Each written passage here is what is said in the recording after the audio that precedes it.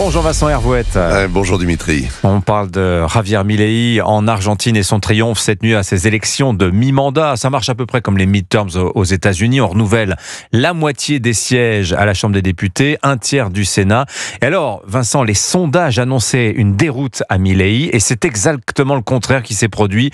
Son parti, La Liberté Avance, rafle 40% des suffrages. Oui, La Liberté Avance va tripler le nombre de ses députés et sénateurs. Ils n'auront pas la majorité absolue. Mais l'opposition ne pourra plus bloquer les réformes du président.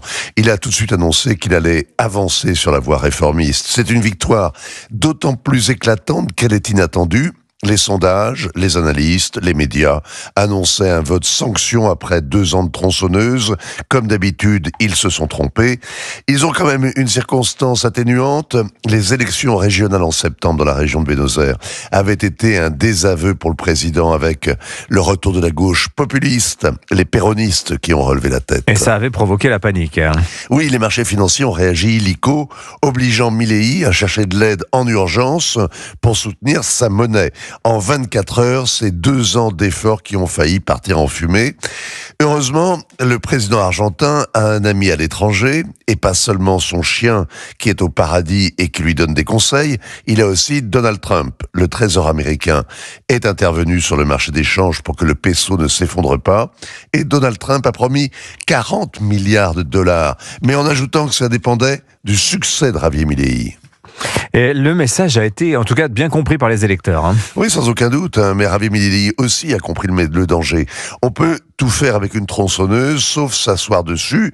On peut élaguer des pans entiers de la bureaucratie, tronçonner le système tellement touffu des aides sociales qu'il était devenu étouffant, faire un show permanent en dégainant son engin contre la caste politique, mais il faut garder la confiance de l'électorat. Le succès de Milei depuis 2 ans repose entièrement sur la confiance que lui font les Argentins et les marchés. Alors depuis 1 mois, il s'est investi à fond dans la campagne. Son image en concert, chantant comme un rocker déjanté, a fait le tour du monde. C'était pour le lancement de son livre, modestement intitulé « La construction du miracle ». Il dit aux Argentins, en fait, « Tenez bon ». Le plus dur est passé. Bon, la tronçonneuse, c'est bien, Vincent, mais la moissonneuse, ce serait mieux. Oui, pendant 2 ans, les Argentins ont supporté stoïquement le traitement de choc. Il les a sauvés de l'hyperinflation, de la banqueroute où les avait conduits 15 ans de populisme de gauche. Ils ont serré les dents. L'inflation a ralenti. Ce n'est plus le tango des pesos qui obligeait la ménagère à faire ses courses tous les jours. Pour la première fois, le budget est même à l'équilibre. Ses succès, pourtant, sont fragiles. L'activité n'a pas repris. La classe moyenne est lessivée. Mais ces élections le prouvent, elle préfère encore ça à la mort lente que propose l'opposition. C'est-à-dire que les Argentins, Vincent, sont désintoxiqués?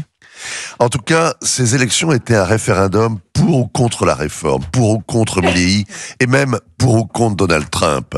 Sur la lame de sa tronçonneuse, Javier Milei a fait peindre les forces du ciel.